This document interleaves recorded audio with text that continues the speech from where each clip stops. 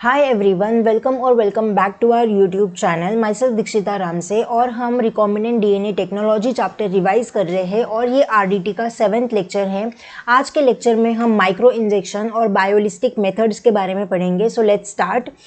सबसे पहले हम स्टार्ट करेंगे micro injection. Okay, so micro injection is a precise technique where foreign DNA और आरएनए और other substances are directly injected into the individual cells. यानी कि जो भी फॉरेन मटेरियल है, जैसे कि डीएनए हो गया, आरएनए हो गया, या फिर प्रोटीन हो गया, या फिर कुछ और सब्सटेंस हो गया, अगर वो हमें सेल के अंदर ट्रांसफर करना है तो उसको हम डायरेक्ट इंजेक्ट करेंगे। अब इंजेक्ट कैसे करेंगे, किसकी हेल्प से करेंगे?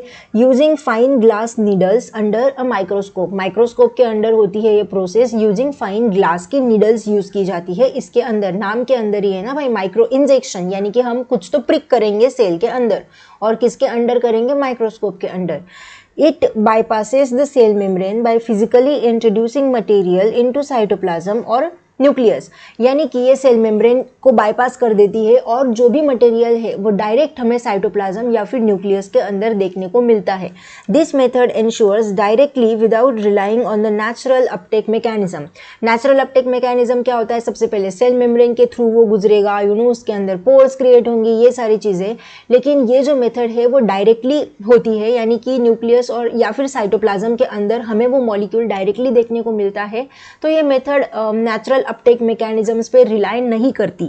तो इसके स्टेप्स क्या है? सबसे पहले preparation of the needle, then holding the cells को हम माइक्रोस्कोप के अंदर अच्छे से होल्ड करेंगे, फिर उनको करेंगे इंजेक्ट करने के बाद होगी पोस्ट इंजेक्शन रिकवरी। ये तो होगी सिंपल स्टेप्स। अब इसके एप्लीकेशंस क्या क्या होते हैं? ट्रांसजेनिक एनिमल प्रोडक्शन में इस प्रोसेस को यूज़ किया जाता है, जो कि जीन फंक्शन स्टडीज़ होती है उसमें यूज़ किया जाता है, या फिर फर्टिलाइजेशन की स्टडीज़ होती है, इनके अंदर भी यूज़ किया जाता है माइक्रो इंजेक्शन की टेक्निक को। ओके, उसके बाद सेकेंड है हमारे पास बायोलिस्टिक मेथड। बायोलिस्टिक मेथड को बोला जाता है जीन गन मेथड। अब इस मेथड में क्या होता है वो देखो।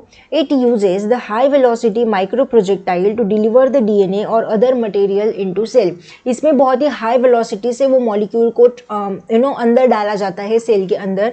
It uses the high velocity micro projectile to deliver the DNA, या फिर कुछ अदर मॉलिक्यूल होगा जिसको हमें सेल के अंदर ट्रांसफर करना है। तो इसमें क्या किया जाता है? DNA is coated onto the microscopic metal particle. Metal particle के ऊपर डीएनए को कोट किया जाएगा। अब मेटल पार्टिकल मेनली इसमें गोल्ड या फिर टंगस्टन का यूज किया जाता है। And these particle are shot into the cell using high speed gas और प्रेशर। और बहुत ही ज़्यादा हाई स्पीड गैस या फिर प्रेशर से इन पार्टिकल को शॉट किया जाता है सेल के अंदर।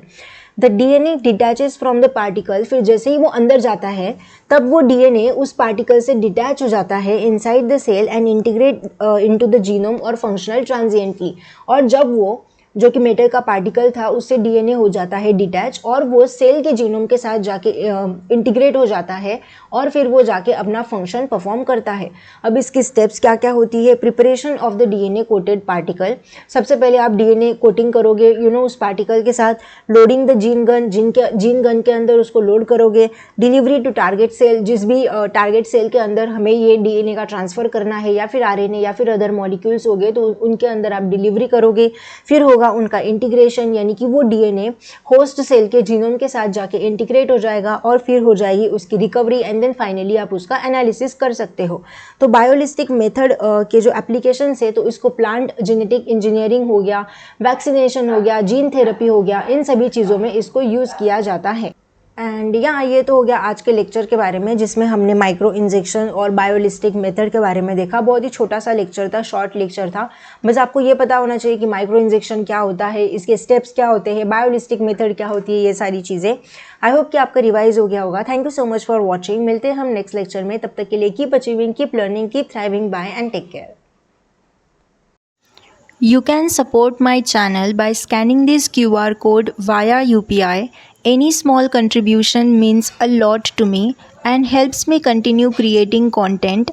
Thank you so much for your support.